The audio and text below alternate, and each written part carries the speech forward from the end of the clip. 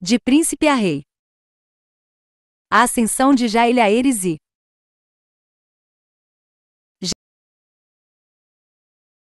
Jaeliaeres Targaryen ascendeu ao trono de ferro em 48 DC, aos 14 anos, e governaria os 7 reinos pelos 55 anos seguintes, até sua morte de causas naturais em 103 DC. Nos últimos anos de seu reinado e durante o reinado de seu sucessor, ele foi chamado de o Rei Velho, por motivos óbvios. Mas Jaeliaeres foi um homem jovem e vigoroso por mais tempo do que foi envelhecido e frágil, e eruditos mais ponderados falam dele com reverência como o conciliador. O arquimestre Humbert, ao escrever um ano depois, tem a fama de ter declarado que Aegon, o dragão, e suas irmãs conquistaram os 7 reinos, 6 deles, pelo menos, mas foi Jaeliaeres, o conciliador, que realmente os tornou um só. A tarefa não foi fácil, pois seus predecessores imediatos desfizeram boa parte do que o conquistador tinha construído, Aenys por fraqueza e indecisão, Maegor com sua sede de sangue e crueldade. O reino que Jaeliaeres herdou estava pobre, destruído pela guerra, sem lei, e abalado por divisão e desconfiança. Enquanto o novo rei era um garoto imaturo sem experiência de comando. Nem sua reivindicação ao trono de ferro era totalmente inquestionável. Embora Jaeliaeres fosse o único filho vivo do rei Aenys e, seu irmão mais velho, Aegon, tinha reivindicado o reino antes dele. Aegon, o sem coroa, morreu na batalha sob o olho de Deus ao tentar destronar seu tio Maegor, mas antes tomou a irmã Rhaena como esposa e teve 2 filhas, as gêmeas Aérea e Raela. Se Maegor, o cruel, fosse considerado só um usurpador sem direito de governar, como certos mestres argumentavam, o príncipe Aegon foi o verdadeiro rei, e a sucessão por direito devia passar para sua filha mais velha, Aérea, e não para seu irmão mais novo. Mas o sexo das gêmeas pesou contra elas, assim como a idade. As garotas tinham apenas 6 anos na ocasião da morte de Maegor. Além disso, relatos deixados por contemporâneos sugerem que a princesa Aérea era uma criança.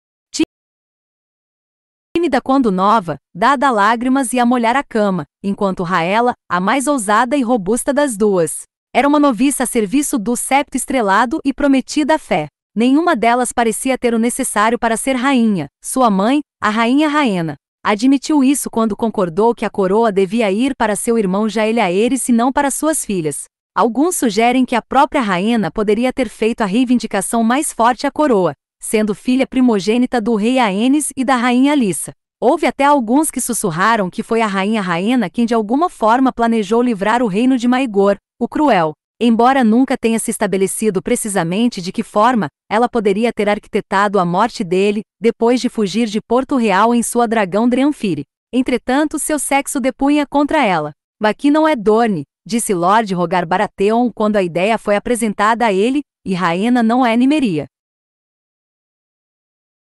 Ademais, a rainha duplamente enviuvada passou a odiar Porto Real e a corte só desejava voltar à Ilha Bela, onde conseguiu encontrar certa paz antes de seu tio fazer dela uma de suas noivas de preto. O príncipe Jaeliaeres ainda estava a 1 ano e meio da maioridade, quando subiu ao trono de ferro pela primeira vez. Assim ficou determinado que sua mãe, a rainha viúva Alyssa, atuaria como regente dele, enquanto Lord Rogar serviria como sua mão e protetor do território. Mas que não fique parecendo que Jaeliaeres era uma mera marionete. Desde o começo, o menino rei insistiu em ter voz em todas as decisões tomadas em seu nome. Enquanto os restos mortais de Maegor e Targaryen eram queimados em uma pira funerária, seu jovem sucessor enfrentou sua primeira decisão crucial: como lidar com os apoiadores do tio que restavam. Quando Maegor foi encontrado morto no trono de ferro, a maioria das grandes casas do reino e muitos senhores menores já o tinham abandonado. Mas muitos não são todos. Muitos daqueles cujas terras e castelos eram próximos de Porto Real e das terras da coroa ficaram ao lado de Maegor até a hora de sua morte, entre eles os Lords Rosby e Towers, os últimos homens a verem o rei vivo. Outros que seguiam seu estandarte eram os Lords Tokevort, Massey, Art, Biavater, Darklin, Hollingford, Maleri, Baremon, BYRCH, Satanton e Bookvel.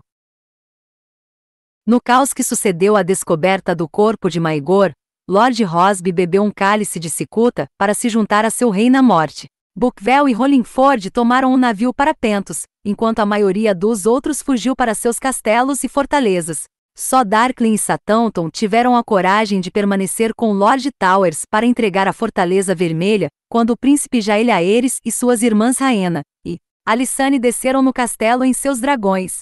As crônicas da corte nos contam que quando o jovem príncipe saltou das costas de Vermitor, os 3 lordes leais se ajoelharam para colocar as espadas aos pés dele, aclamando o rei. Vocês chegaram atrasados ao banquete, o príncipe Jael Aerys supostamente disse a eles, embora em tom brando. E essas mesmas lâminas ajudaram a matar meu irmão Aegon sob o olho de Deus. Sob sua ordem, os 3 foram imediatamente acorrentados, embora alguns do grupo do príncipe tivessem pedido que eles fossem executados ali mesmo. Nas celas escuras logo se juntaram a eles o magistrado do rei, o senhor confessor, o carcereiro-chefe, o comandante da patrulha da cidade, e os 4 cavaleiros da guarda real que permaneceram ao lado do rei Maegor. Uma quinzena depois, Lord Rogar Baratheon e a rainha Alyssa chegaram a Porto Real com seu exército, e centenas de pessoas foram capturadas e aprisionadas. Fossem cavaleiros, escudeiros, intendentes, septões ou servos, a acusação contra eles era a mesma. Eles eram acusados de terem ajudado e cooperado com Maegor Targaryen no ato de usurpar o trono de ferro e em todos os crimes, crueldades e atos irregulares que vieram em seguida. Nem mesmo as mulheres foram poupadas. As damas de nascimento nobre que assistiram às noivas de preto também foram presas, juntamente com um grupo de prostitutas de classe baixa citadas como putas de Maegor.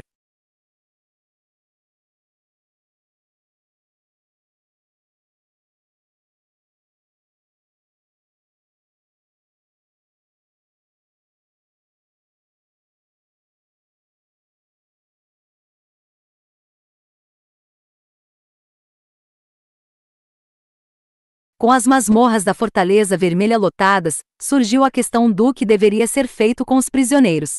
Se Maegor fosse considerado usurpador, todo o reinado dele fora ilegal, e quem o apoiou era culpado de traição e precisava ser executado. Era isso que desejava a rainha Alyssa. A rainha viúva tinha perdido 2 filhos para a crueldade de Maegor, e não pretendia conceder aos homens que cumpriram as ordens dele, nem mesmo a dignidade de um julgamento.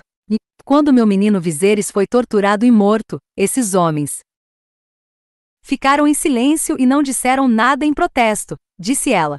Por que deveríamos ouvi-los agora? Contra a fúria dela estava Lord Rogar Baratheon, mão do rei e protetor do território. Embora sua senhoria concordasse que os homens de Maegor eram merecedores de punição, ele observou que se os prisioneiros fossem executados, os homens ainda leais ao usurpador não ficariam inclinados a se submeter. Lord Rogar não teria outra escolha além de entrar no castelo de cada um deles e os arrancar de suas fortalezas com aço e fogo. Pode ser feito, mas a que custo? E perguntou ele.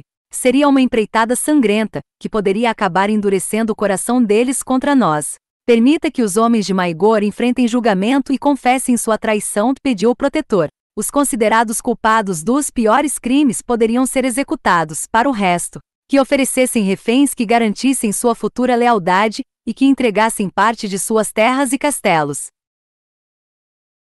A sabedoria da abordagem de Lord Rogar ficou clara para a maioria dos outros apoiadores do jovem rei, mas as visões dele talvez não tivessem prevalecido se o próprio Jael Aerys não tivesse se envolvido.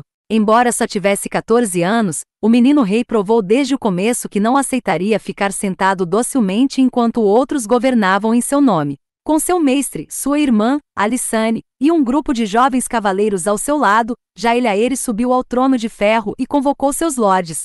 Não vai haver julgamento, nem tortura nem execução, anunciou ele a todos. O reino precisa ver que não sou meu tio. Não vou começar meu reinado com um banho de sangue. Alguns seguiram meu estandarte cedo, outros tarde. Que o resto venha agora. Jael Aerys ainda não tinha sido coroado nem ungido, e ainda não tinha chegado à maioridade. Seu pronunciamento, portanto, não tinha força legal, e ele não tinha autoridade de anular as decisões do seu conselho e da sua regente. Mas o poder de suas palavras foi tal, assim como a determinação que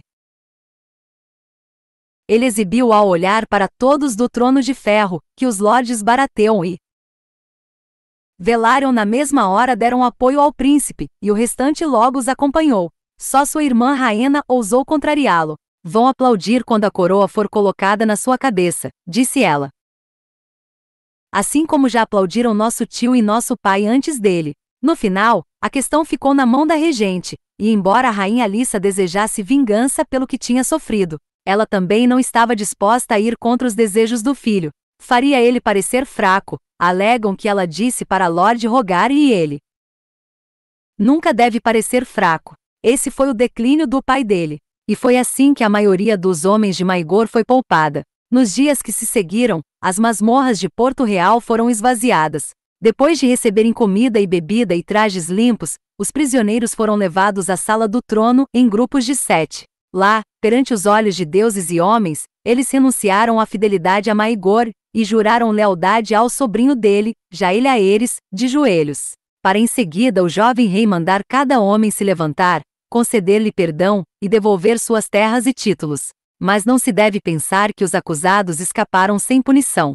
Cada lorde cavaleiro foi compelido a enviar um filho à corte para servir o rei e permanecer como refém. Para os que não tinham filhos, uma filha foi exigida. Os mais ricos dos lordes de Maegor também entregaram certas terras, Towers, Darkling e Satanton entre eles. Outros compraram seu perdão com ouro. A clemência real não se estendeu a todos. Os carrascos, carcereiros e confessores de Maegor foram todos declarados culpados de cumplicidade com Tiana da Torre na tortura e morte do príncipe Viserys, que foi brevemente herdeiro e refém de Maegor. As cabeças deles foram entregues à rainha Alyssa, junto com as mãos que eles ousaram erguer contra o sangue do dragão. Sua graça se declarou satisfeita com os presentes.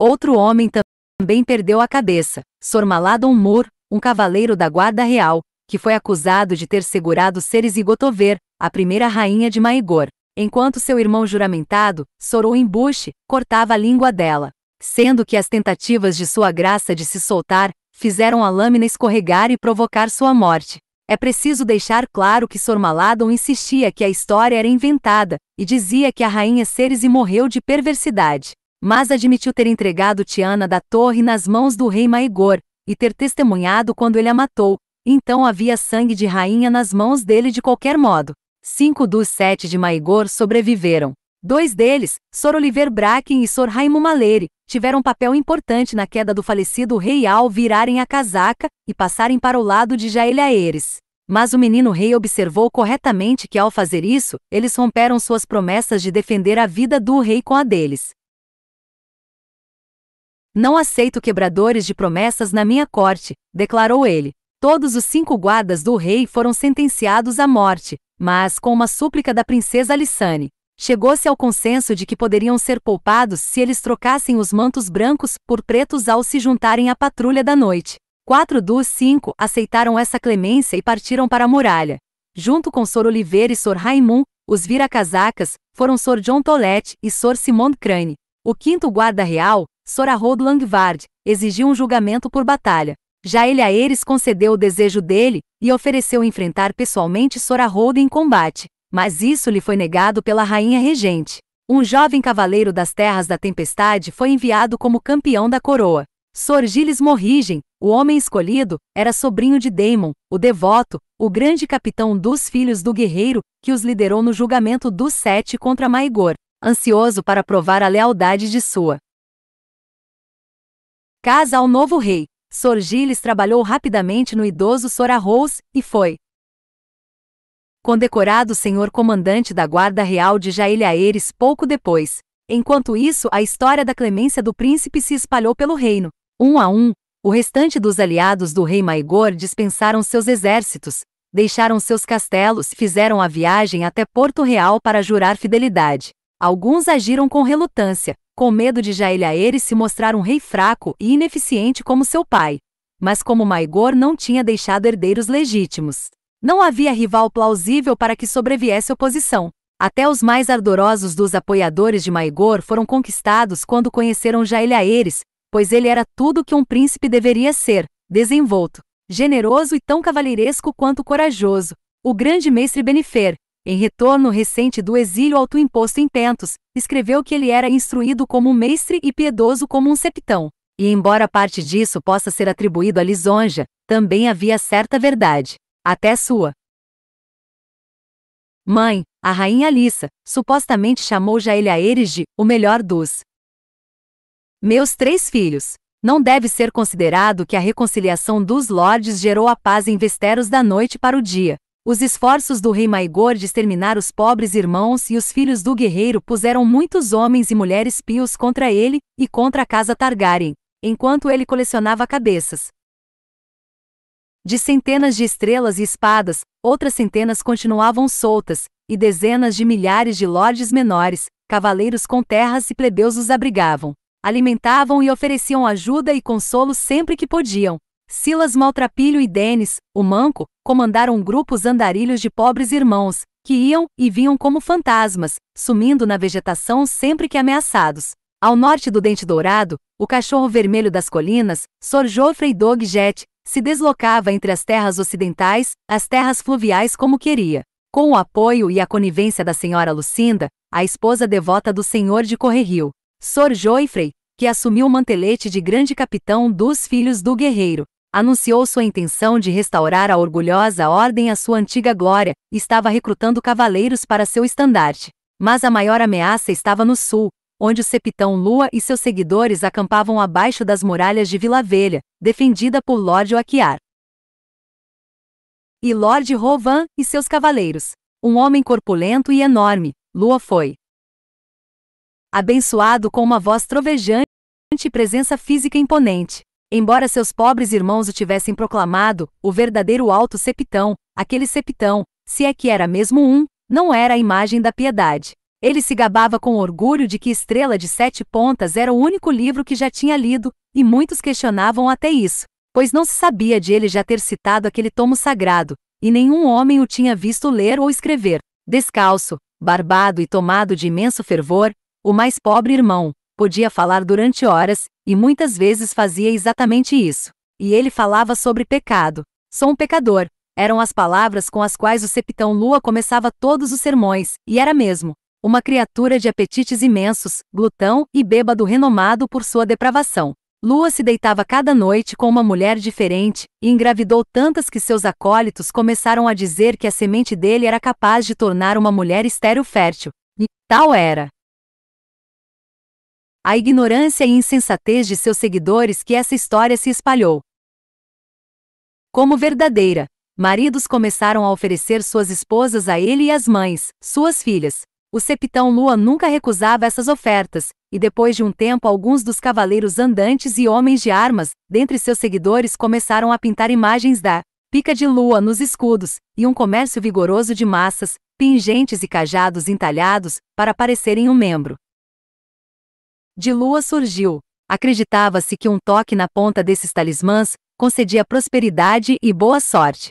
Todos os dias, o septão Lua se apresentava para denunciar os pecados da casa Targaryen e o lambibotas que permitia suas abominações. Enquanto em Vila Velha o verdadeiro pai dos fiéis tinha se tornado um prisioneiro em seu próprio palácio, incapaz de sair do confinamento do septo estrelado. Embora Lord Gotover tivesse fechado os portões para o septão Lua e seus seguidores e se recusado a permitir a entrada deles na cidade, não estava ansioso para pegar em armas contra eles, apesar dos repetidos pedidos de sua alta santidade. Quando questionado sobre os motivos, sua senhoria citava um desprazer por derramar sangue piedoso, mas muitos alegavam que a verdadeira razão era sua falta de disposição de travar batalha com os lordes Oakiar e Rovan, que ofereceram sua proteção ao septão Lua. A relutância dele lhe rendeu o apelido de Lord Donel, o moroso, por parte dos mestres da cidadela. O longo conflito entre o rei Maegor e a fé tornou imperativo que Jaeliaeres fosse ungido rei pelo alto septão, como concordavam Lord Rogar e a rainha regente. Mas antes que isso pudesse acontecer, Era preciso cuidar do Septão Lua e de sua horda maltrapilha, para que o príncipe conseguisse viajar em segurança até Vila Velha. A esperança era que a notícia da morte de Maegor fosse suficiente para persuadir os seguidores de Lua a se dispersar, e alguns fizeram isso mesmo, mas só algumas centenas em um grupo que chegava perto de 5.000. Que importância a morte de um dragão pode ter quando o outro surge para tomar o lugar dele? O declarou o Septão Lua para sua turba. E Westeros não voltará a ser limpa enquanto todos os Targaryen não forem mortos ou devolvidos ao mar. Todos os dias ele voltava a pregar, suplicando ao Lorde Gotover que entregasse Vila Velha para ele, convocando o Alto Lambibotas a deixar o septo estrelado e enfrentar a ira dos pobres irmãos que ele traíra, e o povo do território a um levante. E todas as noites ele voltava a pecar. Do outro lado do território de Porto Real, Jaehaerys e seus conselheiros pensavam em como livrar o reino dessa praga. O menino rei e suas irmãs Rhaena e Alysanne tinham dragões, e alguns achavam que a melhor forma de lidar com o Septão Lua era a mesma com que Aegon, o Conquistador, e suas irmãs lidaram com os dois reis no Campo de Fogo. Mas Jaehaerys não gostava desse tipo de matança, e sua mãe, a rainha Alyssa, proibiu secamente, lembrando-os do destino de Rhaenys Targaryen e seu dragão em Dorne. Lord Rogar, a mão do rei, disse com certa relutância que levaria seu exército pela campina e dispersaria os homens de Lua com o uso da força das armas. Embora isso significasse usar o povo da Terra da Tempestade e qualquer outra força que ele conseguisse reunir contra os lordes Rovan e Oakiar e seus cavaleiros e homens de armas, assim como contra os pobres irmãos. É provável que vençamos, disse o protetor, mas não sem pagar um preço. Talvez os deuses estivessem ouvindo, pois enquanto o rei e o conselho discutiam em Porto Real, o problema foi resolvido da forma mais inesperada. O crepúsculo caía do lado de fora de Vila Velha quando o Septão Lua se recolheu à sua tenda para a refeição da noite, exausto depois de um dia de pregação. Como sempre, estava protegido por seus pobres irmãos, homens enormes portando machados e com barbas longuíssimas.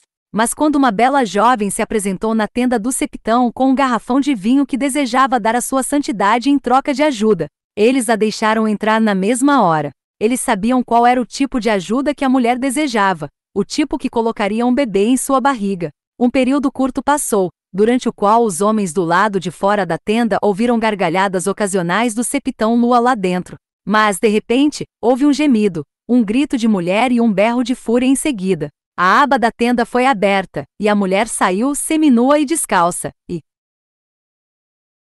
disparou com olhos arregalados e expressão apavorada antes que qualquer um dos pobres irmãos pudesse pensar em impedi-la. O Septão Lua apareceu um momento depois, nu, rugindo e encharcado de sangue. Ele estava segurando o pescoço, e sangue escorria entre os dedos e pingava da barba onde a garganta tinha sido cortada. Dizem que Lua cambaleou por metade do acampamento, indo de fogueira em fogueira atrás da prostituta que o cortou, até que chegou um momento em que sua grande força falhou. Ele desabou e morreu enquanto seus acólitos o cercavam, chorando sua morte. Não havia sinal da matadora, ela sumiu na noite e nunca mais foi vista. Os pobres irmãos furiosos reviraram o acampamento um dia e uma noite em busca da jovem, derrubando barracas, pegando dezenas de mulheres e batendo em qualquer homem que tentasse atrapalhar. Mas a caçada não deu em nada. Os próprios guardas do Septão Lua não conseguiam concordar sobre a aparência da assassina. Os guardas lembravam que a mulher tinha levado um garrafão de vinho como presente para o Septão. Metade do vinho ainda estava na garrafa quando a tenda foi revistada, e 4 dos pobres irmãos o beberam quando o sol estava nascendo. Depois de carregarem o cadáver do profeta de volta para a cama, todos 4 estavam mortos antes do meio-dia. O vinho estava envenenado. Depois da morte de Lua, o exército maltrapilho que ele levou até Vila Velha começou a se desintegrar. Alguns de seus seguidores já tinham partido quando a notícia da morte do rei Maegor e da ascensão do príncipe Jaehaerys chegou a eles. Agora esses poucos viraram muitos, antes mesmo de o cadáver do Septão começar a feder, uma dezena de pretendentes rivais se apresentou para reivindicar o mantelete dele, e lutas começaram a acontecer entre seus respectivos seguidores. Era de pensar que os homens de Lua procurariam os 2 lordes entre eles para obter liderança, mas nada poderia estar mais distante da verdade. Os pobres irmãos não respeitavam nobreza, e a relutância dos lords Rohan e Oakiar de comprometerem seus cavaleiros e homens de armas a um ataque às muralhas de Vila Velha os deixou desconfiados. A posse dos restos mortais de Lua acabou se tornando o pomo da discórdia entre dois de seus possíveis sucessores, o pobre irmão conhecido como Robb, o faminto, e um certo Lorcas, chamado Lorcas, o estudado, que se gabava de saber estrela de 7 pontas inteiro de cor. Lorcas alegava ter tido uma visão em que Lua ainda entregaria Vila Velha nas mãos de seus seguidores, mesmo estando morto, depois de tirar o corpo do septão de Robb, o faminto, esse tolo estudado o amarrou em um cavalo, nu, ensanguentado e apodrecendo para derrubar os portões de Vila Velha. Menos de 100 homens, porém, juntaram-se ao ataque, e a maioria deles morreu sob uma chuva de flechas, lanças e pedras antes mesmo de chegarem a 100 metros das muralhas da cidade. Os que alcançaram as muralhas foram encharcados de óleo fervente ou postos em chamas com piche quente, entre eles o próprio Lorcas, o estudado. Quando todos os homens dele estavam mortos ou morrendo, uma dezena dos cavaleiros mais ousados de Lord Gotover cavalgaram a partir de uma porta lateral, capturaram o corpo do septão Lua e cortaram a cabeça dele. Curtido e empalhado, seria entregue posteriormente ao alto septão no septo estrelado como presente. O ataque malogrado acabou sendo o último suspiro da cruzada do septão Lua. Lord Rohan desmontou o acampamento em 1 hora, com todos os seus cavaleiros e homens de armas. Lord Oakiar foi no dia seguinte. O restante do grupo, cavaleiros andantes e pobres irmãos e seguidores de acampamento e mercadores, se dispersou em todas as direções, saqueando e pilhando todas as fazendas, vilarejos e fortificações no caminho. Menos de 400 dos 5.000 que o septão Lua levou para Vila Velha ainda estavam lá quando Lord Donel, o moroso, saiu armado para massacrar os retardatários.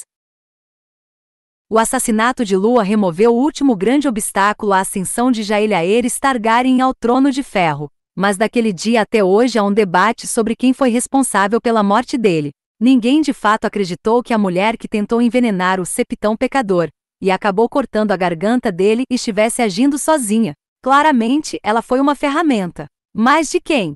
O próprio menino rei a enviou. Ou será que ela era uma agente da mão dele, Rhaegar Baratheon, ou da mãe, a rainha regente? Alguns passaram a acreditar que a mulher era uma dos Homens Sem Rosto, a famosa guilda de feiticeiros assassinos de Braavos. Para sustentar essa opinião, eles citaram o desaparecimento repentino dela, o jeito como ela pareceu derreter na noite depois do assassinato, e o fato de os guardas do septão Lua não conseguirem concordar sobre como era sua aparência. Homens mais sábios e os mais familiarizados com os métodos dos homens sem rosto dão pouca credibilidade a essa teoria. O próprio jeito desastrado do assassinato de Lua depõe contra a possibilidade de ser trabalho de um deles, pois os homens sem rosto tomam grande cuidado para fazer seus assassinatos parecerem mortes naturais.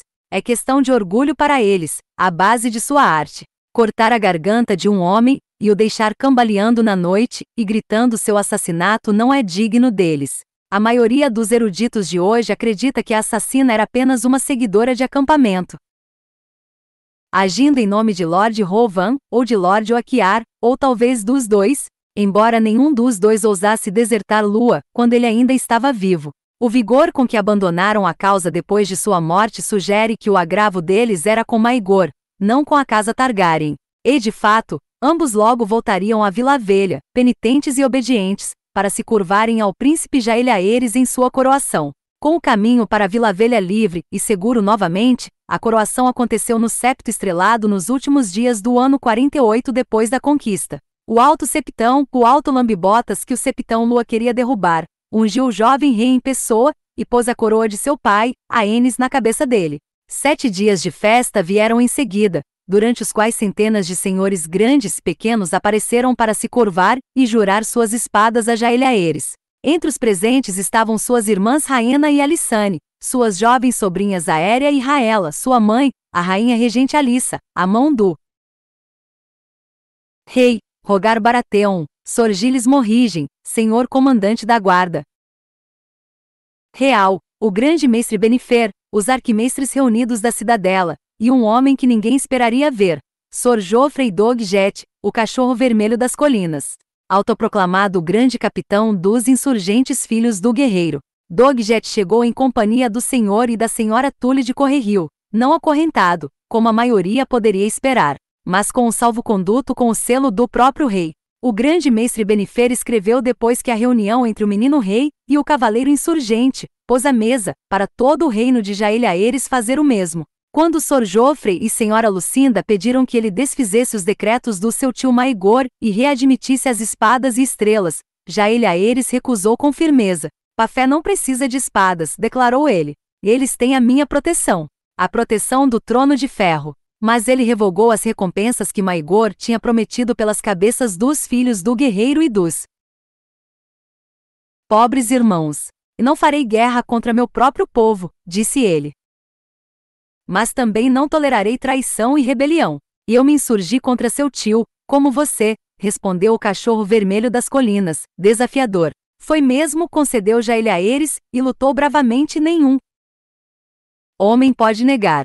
Os filhos do guerreiro não existem mais e suas promessas a eles estão no final, mas seu serviço não precisa estar. Tenho uma posição para você. E com essas palavras, o jovem rapaz chocou a corte ao oferecer a Sor Joffrey uma posição ao seu lado como cavaleiro da guarda real. Um silêncio se espalhou, conta o grande mestre Benifer, e quando o cachorro vermelho puxou a espada longa, houve alguns que temeram que ele pudesse estar prestes a usá-la para atacar o rei.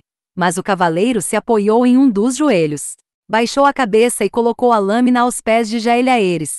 Dizem que havia lágrimas em seu rosto. 9 dias depois da coroação, o jovem rei partiu de Vila Velha para Porto Real. A maior parte da corte viajou com ele no que se tornou um grande cortejo pela Campina, mas sua irmã Raena ficou com ele só até Jardim de Cima, onde montou na dragão Dranfire para voltar para a Ilha Bela e para o